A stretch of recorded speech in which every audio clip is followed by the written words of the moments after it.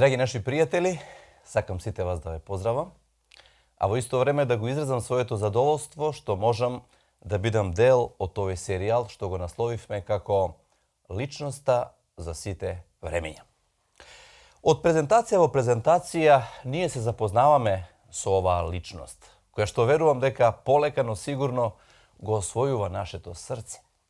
Бидејќи невозможно е да разговараме за најпоштената, најчестната, најпривлечната личност, личноста која што никогаш не направила грев и личноста која што навистина е спремна секогаш да биде во пресред на човечкиот род, а да нашето срце силно не чука за него. И верувам дека од презентација во презентација имаме една комплетна слика за оваа личност. Еве ние полека ни остана уште неколку предавања или презентации од овој серијал. Ќе го комплетираме и верувам дека ќе имаме една целосна слика за овој предмет кој што секако може да размислуваме и понатаму да подготвиме уште некој серијал поврзано со оваа личност. Досега имавме прилика да зборуваме за личноста на Исуса Христа како најголеми целител и целител за сите времења. Па потоа зборувавме за личноста на Исуса Христа и како учител за сите времења. Денешното предавање носи наслов Исус чудотворец за сите времења. Дозволете ми, драги мои пријатели, да кажам на самиот почеток дека Светото писмо, покрај споменатите профили на личноста на Исуса Христа, тој него ни го представува и како оној кој што има направено многу чуда. Значи, како чудотворец. Еве неколку текстови библиски што би сакал во таа насока да ги спомнам за да го потврдат овој факт. Еден од најпознатите Христови апостоли, личноста која што била нон-стоп близу до Исуса Христа, која што имала прилика да го наблюдува и да види што тој има направено, тоа е апостол Петар, во една прилика, резимирајќи неговата служба, ќе ги каже следниве зборови. Исус Назареќанецот, човек од Бога, потврден меѓу вас со сила, чудеса и со знаци. Дали приметувате од тие три нешта што ги споменува, посебно ги истакнува чудата како нешто што биле дел од неговата служба. Но не само тој, понатаму кога го читаме Светото писмо, например, Исусовиот непријател, царот Ирод, кој што владел за време на Исусовата служба, кога бил на земјата, тој ги има кажано следниве зборови запишани во Евангелието според Лука 9 глава 7-9 стих. На Јована му ја отсеков главата, вели Ирод. А кој е овој за кого слушам дека прави толку чуда? Кој е овој за кого слушам дека прави толку чуда? Тоа се зборовите на Христовиот непријател Ирод. Меѓутоа, уште една маркантна личност во Новиот Завет. Личноста Никодим, член на познатиот еврејски одбор или Синедрион, во една прилика навечер, кога му се приближил кај Исуса Христа и се сретнале со него, имале средба, тој ги кажал оние познати зборови, а апостол Јован ги има запишано во своето Евангелие 3 глава 2 стих. Знаеме дека ти си учител од Бога. Рави, знаеме дека ти си учител од Бога. Зошто никој не може такви чуда да направи ако Бог не е со него. Никодим не бил било кој. Тој бил човек влијателен, човек кој што размислувал, човек кој што ги наблюдувал работите. Тој ја наблюдувал службата на Исуса Христа, личноста за сите времења. И приметил дека чудата биле дел од неговата служба и никој не може да направи такви чуда, му вели на Исуса Никодим, ако Бог не е со него. Апостол Петар ја резимирал неговата служба, спомнувајќи ги чудата како дел од неговата служба. Исусовиот непријател Ирод спомнал исто така дека Исус правил многу чуда, а и Никодим тоа го кажува. Да, Библијата на своите страници во Новиот Завет ни го дава профилот на Исуса како оној кој што правил чуда или, со други зборови, надприродни дела, со цел да им излезе во пресред на луѓето. Тогаш преку тие чуда Исус ги олеснувал тешкотиите што луѓето ги имале. Ги хранел гладните. Правил чуда со цел да покаже дека има контрола над природата и природните закони. а исто така покажал дека има власт над непријателот и над смртта како наш најголем непријател. Една анализа што е направена во Новиот Завет, поврзани со Христовите чуда, ни кажува дека во Новиот Завет ние наоѓаме некаде околу 15 чуда. Извештај за Христови направени 15 чуда. Но да спомнам на самиот почеток дека овие 15 чуда не биле единствени што Исус ги има направено. Затоа што самото Свето Писмо кажува дека Исус има направено многу нешта, како што лекол многу болни неголи што имаме извештаи во Светото Писмо, како што правил некои други работи неголи што имаме во Светото Писмо, така Исус правил и многу чуда што не се све забележани во Светото Писмо, jer колку ли би изгледало Светото Писмо кога се би било забележано од она што Исус го има направено.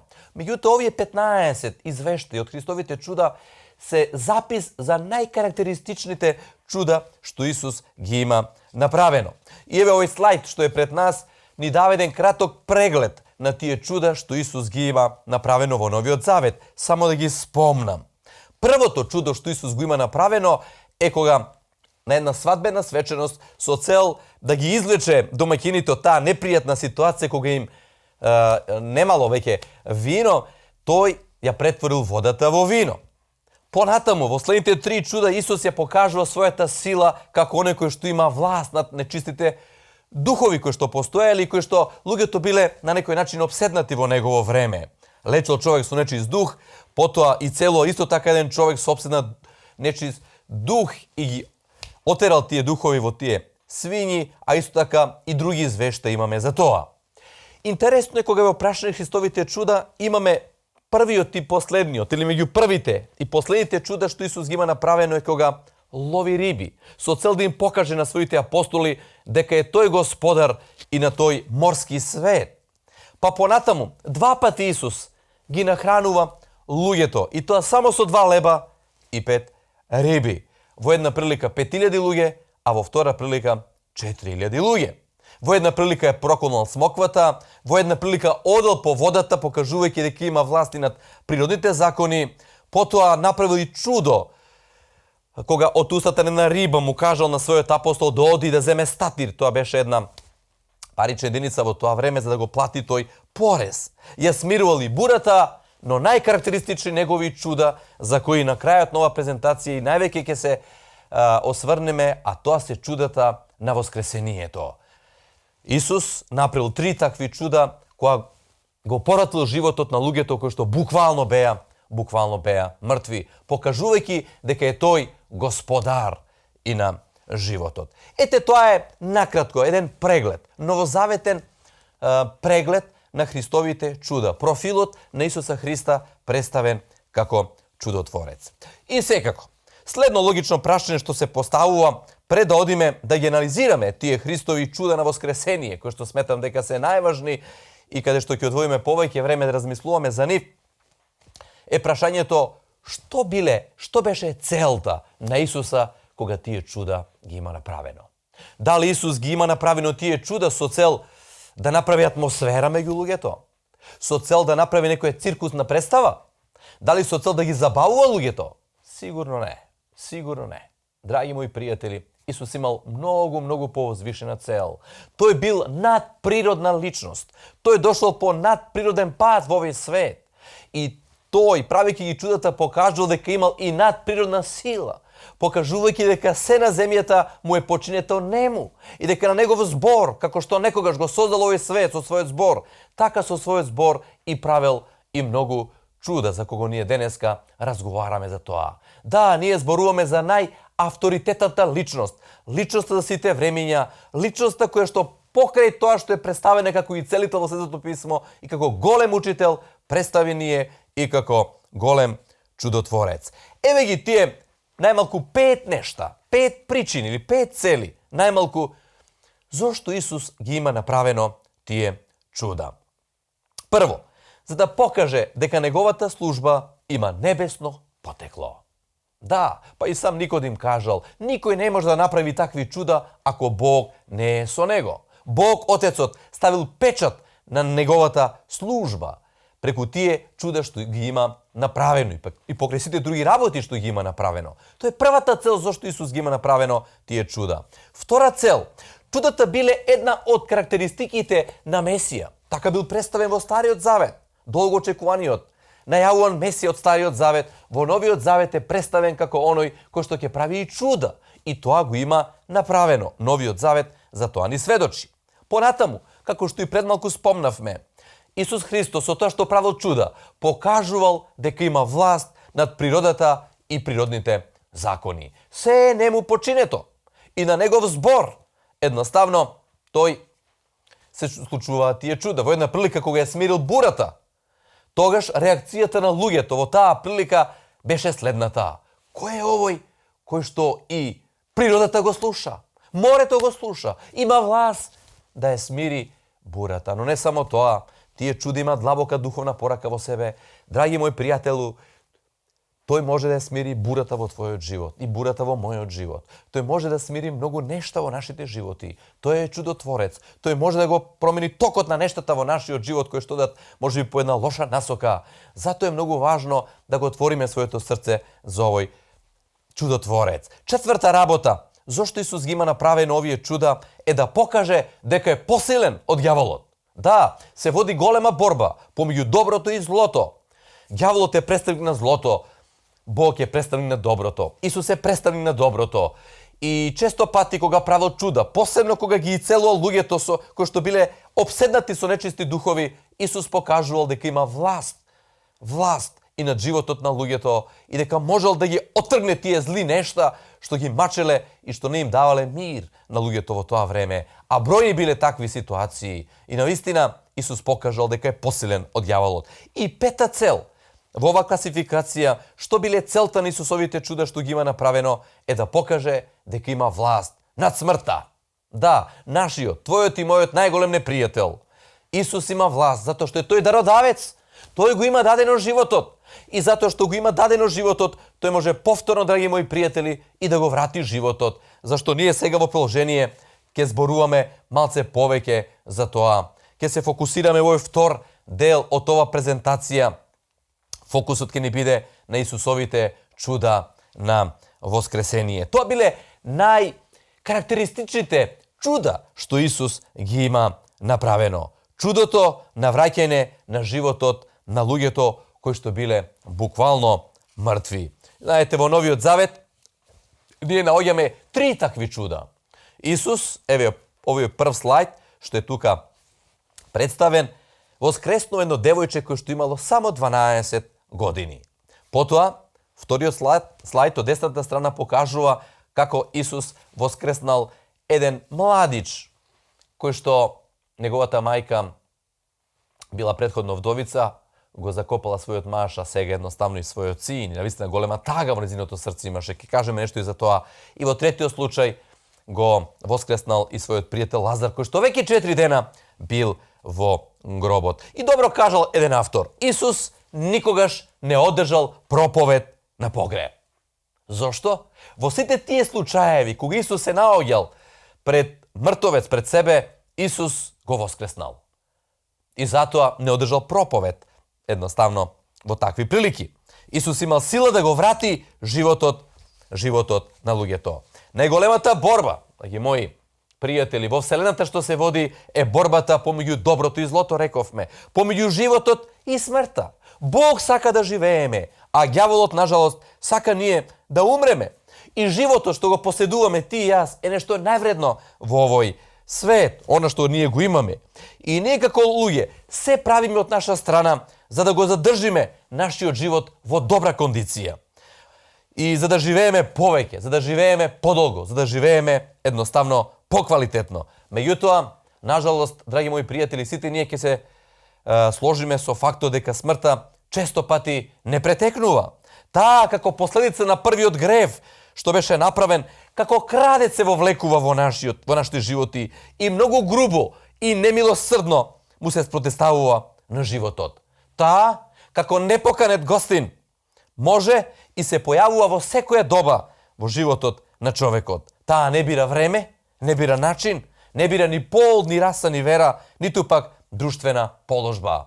Таа тропа и на вратите на царските палати на богатите, а исто така и на вратите на колибите на сиромашните.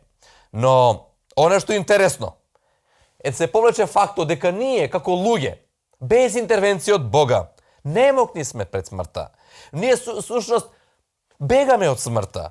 Додека сме млади, ние не размислуваме за смртта. Смртта тогаш не е ни по точка разно во нашата агенда. Но, драги мои пријатели, како се повеќе и повеќе старееме, како се повеќе и повеќе ни се појавуваат бели влакна во нашата коса, во нашата глава, како се повеќе и повеќе слухот и видот не напуштаат и како коските едноставно и стануваат се потешки, како се повеќе се тресе нашата снага и како се повеќе и повеќе висиме на лекари и аптеки, тогаш едноставно сваќаме дека сами не сме во можност да се спротивставиме со ова чудовиште наречено смрт. Видите, драги мои пријатели, на полето на медицината ние како луѓе сме постигнале значителен напредок. Меѓутоа, за смртта, нажалост, ние се уште немаме лек. И знаете, ако одиме во аптека и случајно од вработениот во аптека параме нешто против смртта, чудно би не погледнал и што би помислил тој човек? Дека нешто со нас не е во ред. Да, зошто? Затоа што там го нема лекот за смртта. Но не само таму, ниту на едно друго место во овој свет не се наоѓа лекот за смртта. Лекот за смртта го има само во личноста за сите времиња, од дародавецот на животот, оној кој што ги кажал оние познати зборови запишани во Светото писмо, во последната библиска книга, во книгата Откровение, на самиот почеток во првата глава, ги кажал тие познати зборови, а тие познати зборови гласат: јас ги имам клучевите од смртта. Драги мои пријатели, ова е една од најсилните изјави што се наоѓа на страниците на ова драга и авторитетна книга Светото писмо. Јас ги имам клучевите од смртта, кажал Исус. Ме молам, драги мои пријатели, ајде малце да размислиме. Кој во историјата такви зборови кажал? Кој? Никој. Затоа што никој во историјата ги немал клучевите од смртта. Никој немал власт над смртта. Сите тие што биле некои нешто можда познати луѓе во историјата, денеска се наоѓаат во своите гробишта и тие зависат од личноста на Исуса Христа, кој што еден ден ќе го отвори и нивниот гроб. Зошто? Затоа што тој ги има клучевите од смртта. Во една друга прилика Исус ќе каже: јас сум воскресение и живот. Кој верува во мене, иако умре, ќе живее. Каква прекрасна изјава. Јас сум воскресение и живот. Кој верува во мене, иако умре, ќе живее. Тоа е најутешната и највозвеличена порака што извира од страниците на Светото писмо. И има некој, драги мои пријатели, што е победил смртта. Некој кој што покажал дека е посилен од смртта. Некој кој што ги има клучевите од смртта. И во овие три примери, што сега ќе ги кратко малку анализираме, ќе видиме како Исус ја покажал својата сила во тие прилики кога смртта на некој начин ги облекла во црно сите тие луѓе и им нанела голема тага во нивните срца. Еве го тој пример во Светото писмо, значи кога едно мало девојче имаше само 12 години. Да, 12 години и можете ли само да замислите како се чувствувале родителите на овој девојче? Скршени биле едноставно од тага и болка. Зошто? Нивното мило и сакано девојче веќе го нема. Смртта насилно им го зела од нивните прегратки. Да, драги мои, јас имам девојче од 12 години, знам колку е мило и драго. И замислете во една таква ситуација да ви се случи. И навистина родителите биле скршени од тага и болка. И во тие моменти, тие се соочија со таа груба вистина во нивниот живот. Светот им застанал веќе. Изгубиле желба и секаква надеж за живот. Меѓутоа, драги мои, секогаш постои меѓутоа. Лично со сите времења ја прави таа разлика, затоа што тој ги има клучевите од смртта. Исус бил тука. А каде Исус, таму и животот.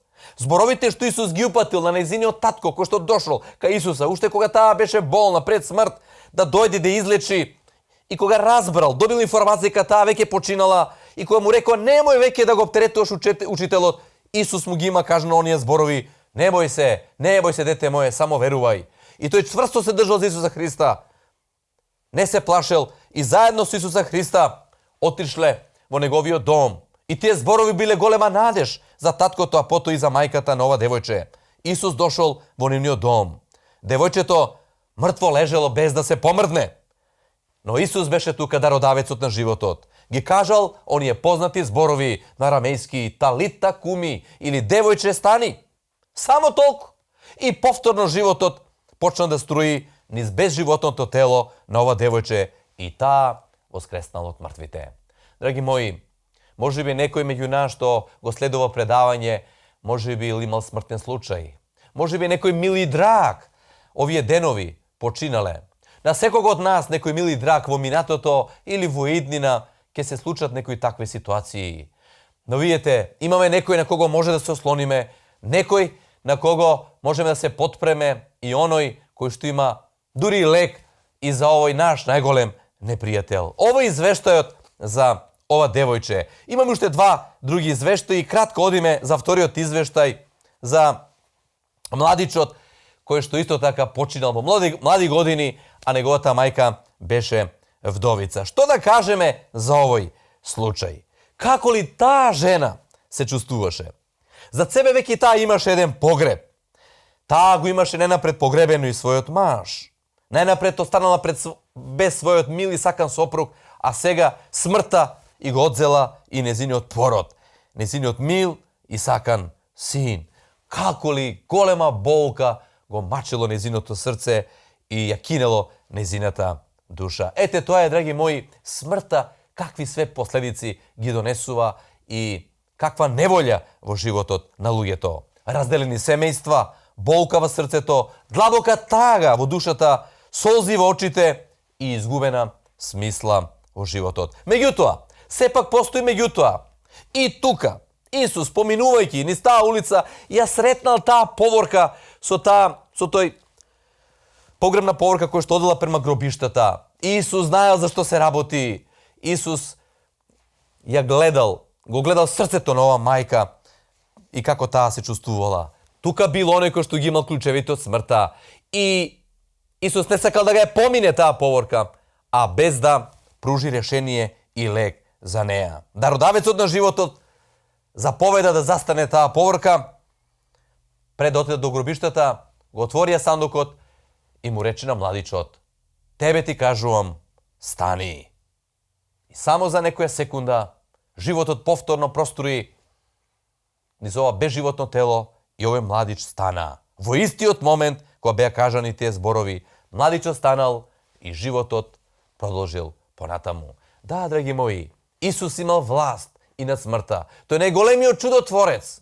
Никој досега во животот такво нешто од своја некоја собствена сила не направил, освен Исус Христос или силата кога Исус им ја дал на своите апостоли, на некој од нив, тоа да го направат. И третиот извештај што го наоѓаме, запишам пред самиот крај на ова презентација, е веројатно најголемото чудо што некош беше направено во овој свет.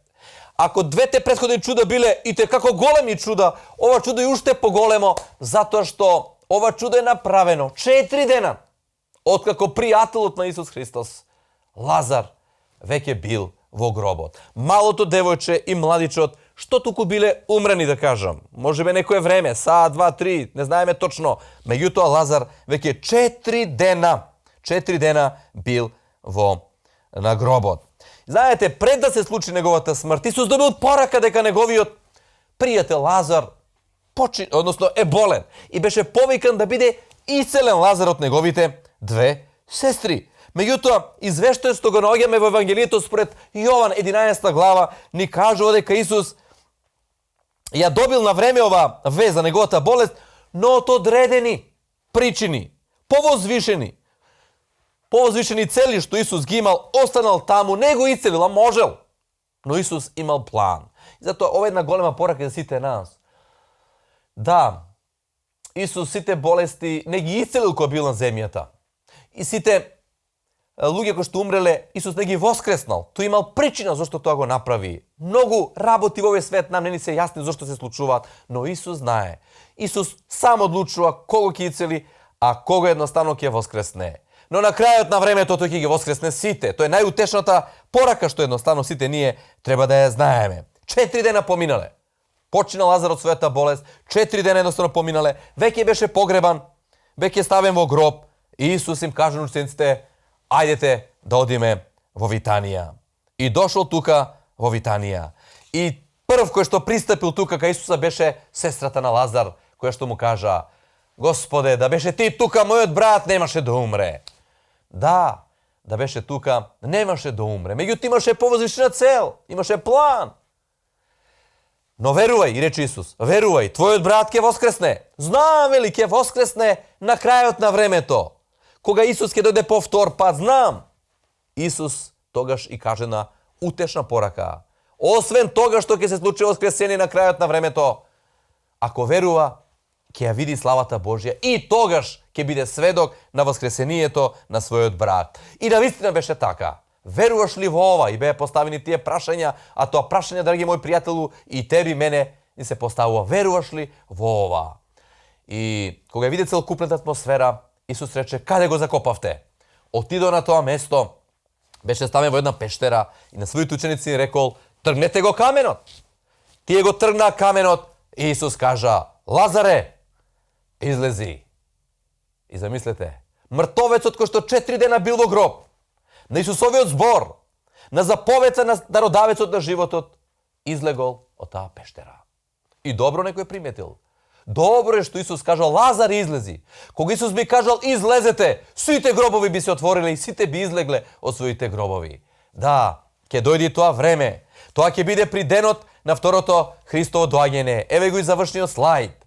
Второто Христово доаѓање е ден, драги мои, кога смртта ќе умре. Ова е највозвеличената порака што стои запишана на страниците на Светото писмо. Доаѓа ден кога смртта ќе умре.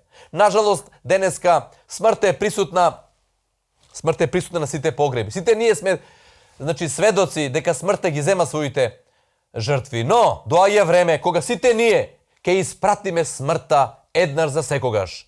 Не ние затоа што имаме сила, него затоа што Бог има сила. Со своето второ доаѓање Христос тоа ќе го направи. И затоа прашањето на крајот што се поставува од сите нас: веруваш ли во ова? Веруваш ли дека Исус Христос, чудотворецот за сите времиња, е спремен да го воскресни твојот живот? Тој не е спремен само да го воскресне животот што е мртов и закопан на земјата, него да го воскресни твојот и мојот живот, да ни даде една друга, подобра, поубава, поквалитетна смисла на нашиот живот. Верувам дека го отвориме своите срца, дека тоа ќе биде случај и со нас. Драги мои пријатели, тоа беше презентацијата поврзана со темата Исус, чудотворец за сите времења. Верувам дека ќе размислуваме за ова и верувам дека овие вредни пораки значат за нас, за нашиот живот. До следно наше гледање ве поздравувам и ви посакувам се најдобро.